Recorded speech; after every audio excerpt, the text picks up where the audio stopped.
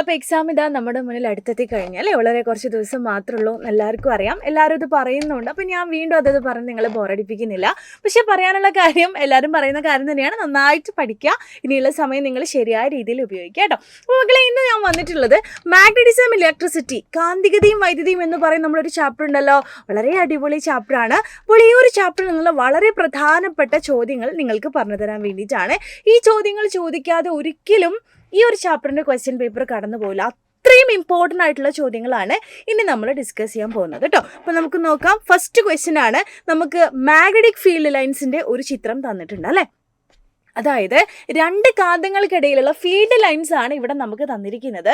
നമ്മുടെ ചോദ്യം ഇവിടെ എയുടെയും ബിയുടെയും ധ്രുവത പോള് തിരിച്ചറിയാനാണ്. വളരെ ഫാസ്റ്റായിട്ട് നമുക്കറിയാം, ഇവിടെ രണ്ട് മാഗ്നറ്റ്സ് ആണെന്നുള്ള കാര്യം നമുക്കറിയാം അല്ലേ. രണ്ട് മാഗ്നറ്റ്സ് ആണ്, ഇതിന് രണ്ട് അല്ലേ, ഏതൊക്കെയോ രണ്ട് പോളുകളാണ് നമുക്ക് എയും ബിയും ആയിട്ട് ഇവിടെ കാണാൻ പറ്റുന്നത്. സോ നമ്മൾ പഠിച്ച കാര്യമാണ്, ഇങ്ങനെ ഫ്രണ്ട്ഷിപ്പ് ഉണ്ടാക്കുകയാണെങ്കിൽ, രണ്ട് മാഗ്നറ്റ്സ് ഇതുപോലെ അല്ലെങ്കിൽ ലൈൻസ് ഇതുപോലെ ഫ്രണ്ട്ഷിപ്പ് അല്ലെ ഒരു കൂട്ടുകൂടാ ബോണ്ട് ഉണ്ടാക്കുകയാണെങ്കിൽ ദാറ്റ് മീൻസ് അവരുള്ളത് ഓപ്പോസിറ്റ് പോളുകളാണ്. ബിക്കോസ് ഓപ്പോസിറ്റ് പോളുകൾ മാത്രമാണ് അട്രാക്ട് ചെയ്യുക എന്ന് നമ്മൾ പഠിച്ചിട്ടുണ്ട് അല്ലേ. അപ്പോൾ ഇവരെന്തിലാണ്? അട്രാക്ഷനിലാണ്. അങ്ങനെയാണെങ്കിൽ ഇവർ എന്ത് വരണം? ഒരാൾ നോർത്തും മറ്റേ ആൾ സൗത്തും എന്നുള്ള രീതിയിൽ വരണം. പക്ഷെ ആര് നോർത്ത് ആര് സൗത്ത് എന്ന് നമുക്കറിയോ? അറിയില്ല. അതിന് നമ്മൾ എന്ത് ചെയ്താൽ മതി? ഈ ലൈൻസിൻ്റെ ഡയറക്ഷൻ നോക്കിയാൽ മതി. ലൈൻസിൻ്റെ ഡയറക്ഷൻ എവിടെ നിന്ന് എങ്ങോട്ടാ? എയിൽ നിന്നും ബിയിലേക്കല്ലേ? ആണല്ലോ, നമ്മൾ പഠിച്ചതാണ്. എങ്ങനെയാ ലൈൻസ് സ്റ്റാർട്ട് ചെയ്യുക? Line starts from N to S അല്ലേ. നോർത്തിൽ നിന്നും സ്റ്റാർട്ട് ചെയ്ത് എസ്സിലാണ് അവസാനിക്കുക. ദാറ്റ് മീൻസ് ഇവിടെ എയിൽ നിന്ന് തുടങ്ങി ബിയിൽ അവസാനിക്കുന്നു എന്നത് ഉദ്ദേശിക്കുന്നത് എന്താണ് മക്കളെ? ഇത് നോർത്ത് പോളും ഇത് സൗത്ത് പോളും എന്നുള്ളതാണ്. സെറ്റാണല്ലോ. അപ്പം അങ്ങനെയാണ് നമ്മൾ മനസ്സിലാക്കുക കേട്ടോ. ഇനി അടുത്തൊരു ചിത്രം തന്നിരിക്കുന്നു. ഇതല്ലെങ്കിൽ ഇത് ഉറപ്പായിട്ടും എക്സാമിന് ചോദിക്കും. ഓക്കെ, അപ്പോൾ സെറ്റാണല്ലോ. അപ്പോൾ ഇവിടെ നമുക്ക് രണ്ട് മാഗ്നറ്റ്സ്, നേരത്തെ പോലെ തന്നെ രണ്ട് മാഗ്നറ്റ്സ് നമുക്കിവിടെ തന്നിട്ടുണ്ട്. അവരുടെ ലൈൻസ് ഇങ്ങനെ അകന്നു പോകുന്ന രീതിയിലാണ് അല്ലേ. ലൈൻസ് എങ്ങനെയാണ്? റിപ്പൽ ചെയ്ത് പോവാണ്, വികർഷിച്ചിട്ട് പോവാണ്. അപ്പം അങ്ങനെയാണെങ്കിൽ ഏതായിരിക്കും ആ പോള് വരിക? നമ്മൾ പഠിച്ചതാണല്ലോ, ലൈക്ക് പോൾസ് അല്ലേ. സജാതീയ ധ്രുവങ്ങൾ വരുമ്പോഴാണ് ഇങ്ങനെ അവർ വികർഷിച്ചിട്ട് പോവുക എന്ന് നമ്മൾ ഓൾറെഡി പഠിച്ചതാണ്. അങ്ങനെയാണെങ്കിൽ ഇത് ഏത് പോളായിരിക്കും എന്നെങ്ങനെയാണ് മനസ്സിലാക്കുക? ഒന്നല്ലെങ്കിൽ രണ്ടും നോർത്തായിരിക്കും, ഒന്നല്ലെങ്കിൽ രണ്ടും സൗത്ത്. പക്ഷെ ഇതെങ്ങനെ മനസ്സിലാക്കും?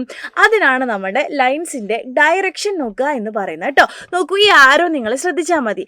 അതായത് എപ്പോഴും ലൈൻസിൻ്റെ പ്രത്യേകത എന്ന് പറയുന്നവർ എന്നിൽ നിന്ന് സ്റ്റാർട്ട് ചെയ്ത് എസ്സിൽ അവസാനിക്കും. ഓക്കെ, അങ്ങനെയാണെങ്കിൽ ആരോ നോക്കൂ, ആരോ എന്താണ് ചെയ്യുന്നത്? ആരോ സ്റ്റാർട്ട് ചെയ്യാണ് ചെയ്യുന്നത് അല്ലേ. അതായത് ഈ പോളിൽ നിന്നും ആരോ സ്റ്റാർട്ട് ചെയ്യാണ്. അപ്പോൾ സ്റ്റാർട്ട് ചെയ്യുന്നത് ഏതിൽ നിന്നായിരിക്കും? എന്നിൽ നിന്നാണ്. നമ്മൾ പഠിച്ചു, ഇത് രണ്ടും ഒരേ പോളായത് കൊണ്ട് തന്നെ രണ്ടും എന്തായിരിക്കും? നോർത്ത് പോളായിരിക്കും. സോ അങ്ങനെയാണ് നമ്മളിത് മനസ്സിലാക്കുക കേട്ടോ. Okay, ready. നെക്സ്റ്റ് ക്വസ്റ്റ്യൻ വളരെ ഇമ്പോർട്ടൻ്റ് ആണെന്ന് പറഞ്ഞാൽ അത്രയും ഇമ്പോർട്ടൻ്റ് ആയിട്ടുള്ളൊരു ചോദ്യമാണ്. ഈ തന്നിരിക്കുന്ന സെറ്റപ്പ് എന്താ നമ്മളോട് ചോദിക്കും. ഇതാണ് ഇലക്ട്രോ മാഗ്നറ്റ്, വൈദ്യുത കാന്തം എന്ന് പറയുന്നത്. എന്താ വൈദ്യുത കാന്തം എന്ന് പറഞ്ഞാൽ? വൈദ്യുതി കൊടുക്കുമ്പോൾ കാന്തമായിട്ട് മാറുക, ഇലക്ട്രിസിറ്റി കൊടുക്കുമ്പോൾ മാത്രം അത് കാന്തമായിട്ട് മാറുന്നതിനെയാണ് നമ്മൾ എന്ത് വിളിക്കുന്നത്? വൈദ്യുത കാന്തം എന്ന് പറയും. ഇതെങ്ങനെയാണ് ഉണ്ടാക്കുക? നമ്മുടെ കയ്യിൽ ഒരു അയൺ നെയിൽ അല്ലേ, ഒരു ഇരുമ്പിൻ്റെ ആണി മതി. ആണി മാത്രം മതിയോ? പോരാ, ഒരു വയറും വേണം. ഇവിടെ എന്ത് വേണം? ഒരു സെല്ലും വേണം അല്ലേ. നമ്മൾ ഈ വയറിനെ ഇതിൻ്റെ ഈ ആണിയുടെ അല്ലെ പുറത്തൂടെ ഇങ്ങനെ ചുറ്റി കൊടുത്തിട്ട് നമ്മൾ എന്ത് ചെയ്യണം? ആ വയറിൻ്റെ എൻഡിനെ അല്ലേ ഒരു സെല്ലുമായിട്ട് എന്ത് ചെയ്യണം? കണക്ട് ചെയ്യണം. സെല്ലുമായിട്ട് കണക്ട് ചെയ്താൽ സ്വാഭാവികമായിട്ടും എന്ത് സംഭവിക്കും? ഇതിലൂടെ കറണ്ട് ഒഴുകും അല്ലേ. അപ്പോൾ ഈ വയറിലൂടെ കറണ്ട് ഒഴുകുമ്പോൾ കറണ്ടിനൊരു പ്രത്യേകതയുണ്ട്. Magnetic effect of electric current എന്ന് പറയും. അതായത് കറണ്ടിന് മാഗ്നറ്റിസത്തെ പ്രൊഡ്യൂസ് ചെയ്യാൻ പറ്റും. ഒരു വയറിലൂടെ കറണ്ട് പോകുന്ന സമയത്ത് അതിനു ചുറ്റും കാന്തിക മണ്ഡലം ഉണ്ടാകും, മാഗ്നറ്റിക് ഫീൽഡ് ഉണ്ടാകും. ആ ഒരു സിസ്റ്റമാണ് അല്ലെങ്കിൽ ആ ഒരു തിയറിയാണ് നമ്മളിവിടെ യൂസ് ചെയ്തിരിക്കുന്നത് കേട്ടോ. അപ്പം അങ്ങനെയാണെങ്കിൽ ഇതിനു ചുറ്റും എന്തുണ്ടാവുകയാണ്? മാഗ്നറ്റിക് ഫീൽഡ് ഉണ്ടാവുകയാണ്. സോ മാഗ്നറ്റിക് ഫീൽഡ് ഉണ്ടാവുകയാണെങ്കിൽ അതിന് കാന്തിക ശക്തി കിട്ടിയെന്നാണ് ഉദ്ദേശിക്കുന്നത്. അപ്പോൾ ഈ കാന്തിക ശക്തി കിട്ടിയില്ലെന്ന് അറിയണമെന്നുണ്ടെങ്കിൽ നമ്മൾ എന്ത് ചെയ്താൽ മതി എന്നറിയാം നിങ്ങൾക്ക്? നമ്മളൊരു മുട്ടുസൂചിയോ അങ്ങനെ എന്തെങ്കിലും ഒരു സാധനം ഇതിൻ്റെ അടുത്ത് കൊണ്ടുപോയി വെച്ച് കഴിഞ്ഞാൽ ഇതിൽ അട്രാക്റ്റഡ് ആവുന്നതായിട്ട് നമുക്ക് കാണാൻ പറ്റും. അട്രാക്റ്റഡ് ആവുക മീൻസ് അവർക്ക് എന്ത് കിട്ടി? കാന്തിക ശക്തി കിട്ടിയതുകൊണ്ടാണല്ലോ ഈ അയൺ നെയിൽസും അല്ലെങ്കിൽ മുട്ടുസൂചിയൊക്കെ ഇതിൽ അട്രാക്റ്റഡ് ആവുന്നത്. സോ ഇങ്ങനെ ഉണ്ടാക്കുന്നതിനെയാണ് നമ്മൾ പറയുക ഇലക്ട്രോ മാഗ്നറ്റ്. വൈദ്യുതി കൊടുത്തിട്ട് നമ്മൾ എന്ത് ചെയ്യുക? കാന്തമാക്കുക അല്ലേ. അപ്പോൾ ഈ ഒരു സെറ്റപ്പാണ് നമ്മുടെ മൈക്കിലും നമ്മുടെ ലൗഡ് സ്പീക്കറിലും നമ്മളെ മെഡിക്കൽ ഫീൽഡിലൊക്കെ ഒരുപാട് യൂസ് ചെയ്യുന്നത് ഈ ഒരു സെറ്റപ്പാണ് കേട്ടോ. അതുപോലെ നമ്മളെ മാഗ്ലവ് ട്രെയിനുകളിലൊക്കെ യൂസ് ചെയ്യുന്ന കാന്തങ്ങൾ ഇങ്ങനെയുള്ള ഇലക്ട്രോ കാന്തങ്ങളാണ്, ഇലക്ട്രോ മാഗ്നറ്റ്സുകളാണെന്ന് മനസ്സിലാക്കി വെക്കണം കേട്ടോ.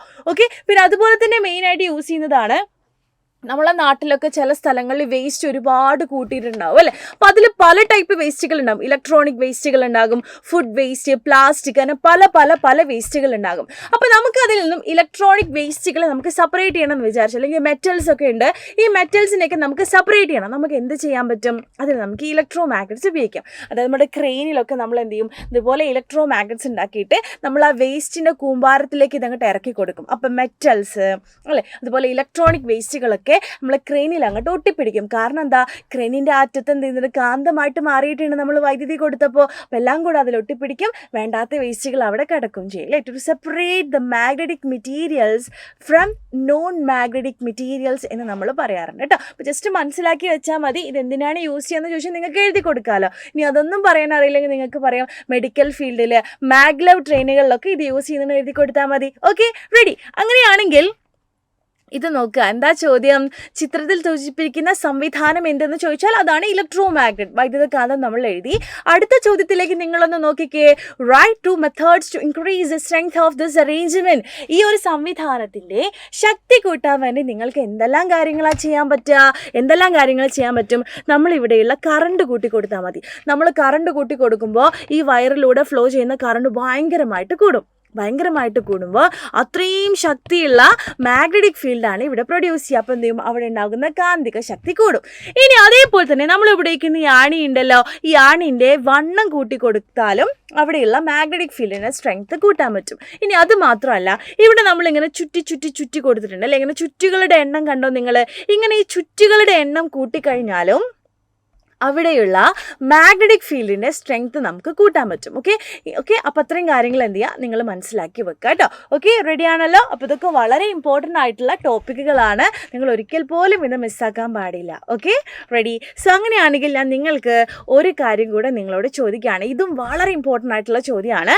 നമ്മളെ കയ്യിൽ 2 മെറ്റീരിയൽസ് ഉണ്ട്. സോഫ്റ്റ് അയൺ, പച്ചിരുമ്പുണ്ട്, അതുപോലെ സ്റ്റീൽ, ഉരുക്കുമുണ്ട്. നിങ്ങൾക്ക് താഴെ കുറച്ച് പോയിന്റ്സ് കാണാൻ പറ്റും. വശഘത സസെപ്റ്റിബിലിറ്റി ലോ, വശഘത susceptibility high, retentivity low, retentivity high എന്നുള്ള 4 പോയിന്റ്സ് കാണാൻ പറ്റും. ഇത് നിങ്ങൾ എന്ത് ചെയ്യണം, ആർക്കൊക്കെയാണെന്നുള്ളത് മാച്ച് ചെയ്ത് കൊടുക്കണം. എങ്ങനെ നമ്മൾ എഴുതും അല്ലയ്യ? അത് വളരെ സിമ്പിളാണ്. എങ്ങനെ ചെയ്യാം? നമുക്കറിയാം, സസെപ്റ്റിബിലിറ്റി, വശഘത എന്ന് പറഞ്ഞാൽ എന്താ മക്കളെ? നമ്മൾ പഠിച്ചതല്ലേ, പെട്ടെന്ന് കാന്തമാവാനുള്ള ഒരു കഴിവാണ് അല്ലേ. പെട്ടെന്ന് കാന്തവൽക്കരിക്കപ്പെടാനുള്ള ഒരു കഴിവ്, മാഗ്നറ്റൈസ് ചെയ്യാനുള്ള വളരെ ഒരു കഴിവിനെയാണ് നമ്മൾ സസെപ്റ്റിബിലിറ്റി എന്ന് പറയുന്നത്. അത് കൂടുതൽ ആർക്കാന്ന് ചോദിച്ചാൽ അത് സോഫ്റ്റ് അയൺ ആണ് കേട്ടോ. അത് സോഫ്റ്റ് അയൺ പച്ചിരുമ്പിനാണ്. അത് കുറവാർക്കാന്ന് ചോദിച്ചാൽ അത് സ്റ്റീലിനാണ്. ഇനി റിട്ടേറ്റിവിറ്റി എന്ന് പറയുന്ന പോയിന്റ് കാണാം അല്ലേ. അതായത് കാന്തമായി മാറിക്കഴിഞ്ഞാൽ ആ ഒരു ശക്തി അല്ലെങ്കിൽ ആ ഒരു സ്വഭാവം കുറേ നേരം നിലനിർത്താനുള്ള കഴിവിനെയാണ് നമ്മൾ റിറ്റൻറ്റിവിറ്റി എന്ന് പറയുന്നത്. റിറ്റൻറ്റിവിറ്റി ഹൈ ആർക്കാണ്? അത് സ്റ്റീലിനാണ്. റിറ്റൻറ്റിവിറ്റി കുറവാർക്കാ? അത് പച്ചിരുമ്പിനാണ്. ഇനി ഒരു ഡൗട്ട് നിങ്ങളോട് ചോദിക്കും, ഇതുവരെ ചോദിച്ചിട്ടില്ല, ഇപ്രാവശ്യത്തെ CBSE എക്സാമിനൊക്കെ ചോദിച്ചിട്ടുണ്ട്. അപ്പോൾ നിങ്ങളോട് ചോദിക്കാൻ സാധ്യതയുണ്ട്, എന്തുകൊണ്ടാണ് നമ്മളിവിടെ സോഫ്റ്റ് അയൺ അല്ലെ ഇരുമ്പിൻ്റെ ആണി ഉപയോഗിക്കുന്നത്, വേറെ എന്തെങ്കിലും ഉപയോഗിച്ചുകൂടെ എന്ന് ചോദിക്കും. അതായത് ഈ ഇരുമ്പിൻ്റെ ആണി ഉപയോഗിക്കാനുള്ള കാര്യം, ഇതിന് പെട്ടെന്ന് മാഗ്നറ്റൈസ്ഡ് ആവാൻ പറ്റും. അതായത് ഇവിടെ നമുക്ക് ഇതിലൂടെ ഈ വയറിലൂടെ കറണ്ട് പോകുന്ന സമയത്ത് അതിന് ചുറ്റും മാഗ്നറ്റിക് ഫീൽഡ് ഉണ്ടാവും എന്ന് നമ്മൾ പറഞ്ഞല്ലോ, ഉണ്ടാകും. ആ ഉണ്ടാകുന്ന ഫീൽഡിനെ കൂട്ടാൻ കഴിയുന്ന ഒരു മെറ്റീരിയലാണ് ഈ പറയപ്പെടുന്ന സോഫ്റ്റ് അയൺ മെറ്റീരിയൽ എന്ന് പറയുന്നത്. അതായത് ഇതിൻ്റെ സാന്നിധ്യം കൊണ്ട് ഇയാളും ഒരു കാന്തമായിട്ട് മാറും. മാഗ്നറ്റിക് ഇൻഡക്ഷൻ എന്നൊക്കെ നമ്മൾ പഠിച്ചിട്ടുണ്ട് അല്ലേ. അപ്പോൾ അയാളും എന്ത് ചെയ്യാണ്, ഒരു കാന്തമായിട്ട് മാറും. അങ്ങനെ ആകെ മൊത്തം ടോട്ടൽ അവിടെ ഒരു കാന്തിക ശക്തി വളരെയധികം കൂടും. അപ്പോൾ അതൊക്കെ നിങ്ങൾ മനസ്സിലാക്കി വെക്കണം കേട്ടോ. പിന്നെ അതുപോലെ തന്നെ ഇമ്പോർട്ടൻ്റ് ആയിട്ടുള്ളൊരു കാര്യമാണ്, നമ്മൾ താൽക്കാലിക കാന്തങ്ങൾ ഉണ്ടാക്കാൻ ആരെ ഉപയോഗിക്കുക, കൃത്രിമ കാന്തങ്ങൾ ഉണ്ടാക്കാൻ ആരെ ഉപയോഗിക്കുക നമ്മളോട് ചോദിക്കും. അപ്പോൾ താൽക്കാലിക കാന്തങ്ങൾ, ഇതൊക്കെ നമ്മൾ പറഞ്ഞ കാര്യങ്ങളാണ് കേട്ടോ. സസെപ്റ്റിബിലിറ്റി, വശകതയുണ്ട്, റിറ്റൻറ്റിവിറ്റി ഇവിടെയുണ്ട്. നോക്കൂ, ലഭിച്ച കാന്തിക ശക്തി നിലനിർത്താനുള്ള കഴിവ്. അപ്പോൾ നമ്മളോട് ചോദിക്കുന്ന ഒരു ചോദ്യമാണ്, താൽക്കാലിക കാന്തങ്ങൾ, ടെമ്പററി മാഗ്നറ്റ് ഉണ്ടാക്കാൻ വേണ്ടി നമ്മൾ ഇതിൽ ആരെയാണ് ഉപയോഗിക്കുക എന്ന് ചോദിക്കും. നമുക്ക് താൽക്കാലികം ഒരു ആവശ്യം, അത് പെട്ടെന്ന് കഴിയണം അല്ലേ, വളരെ ഫാസ്റ്റായിട്ട് പെട്ടെന്ന് നടക്കണം. അതിനാണ് നമ്മൾ താൽക്കാലികം എന്തെങ്കിലും ചെയ്യുന്നത് അല്ലേ. താൽക്കാലികം എന്ന് പറയുമ്പോൾ പെട്ടെന്ന് നടക്കണം. പെട്ടെന്ന് നടക്കുന്ന ആരാത്? സോഫ്റ്റ് അയൺ അല്ലേ. അപ്പോൾ സോഫ്റ്റ് അയണാണ് നമ്മൾ താൽക്കാലിക കാന്തങ്ങൾ ടെമ്പററി മാഗ്നറ്റ് ഉണ്ടാക്കാൻ വേണ്ടി ഉപയോഗിക്കുന്നത്. അങ്ങനെയാണെങ്കിൽ നിങ്ങൾക്കൊരു ചോദ്യമുണ്ട്, ആൻസർ ഓൾറെഡി നിങ്ങൾക്ക് അറിയുന്നുണ്ടാവും, പക്ഷേ നിങ്ങൾക്ക് ബുദ്ധി ഉണ്ടോ എന്ന് എനിക്കൊന്ന് ചെക്ക് ചെയ്യണം. സോ അതിന് വേണ്ടി നിങ്ങൾ എന്ത് ചെയ്യുക, അതിൻ്റെ ആൻസർ നിങ്ങൾ താഴെ കമൻറ്റ് ചെയ്യുക. So thank you so much. നമുക്ക് അടിപൊളിയായിട്ട് ഉഷാറായിട്ട് പഠിക്കണം. ലൈവ് ക്ലാസ്സുകളെല്ലാം നമ്മുടെ ചാനലിൽ അവൈലബിൾ ആയിരിക്കും. അപ്പോൾ അതിൻ്റെ കൂടെ നിങ്ങൾ ഫോളോ ചെയ്ത് സൂപ്പറായിട്ട് പഠിക്കുക കേട്ടോ. Okay bye. Thank you so much.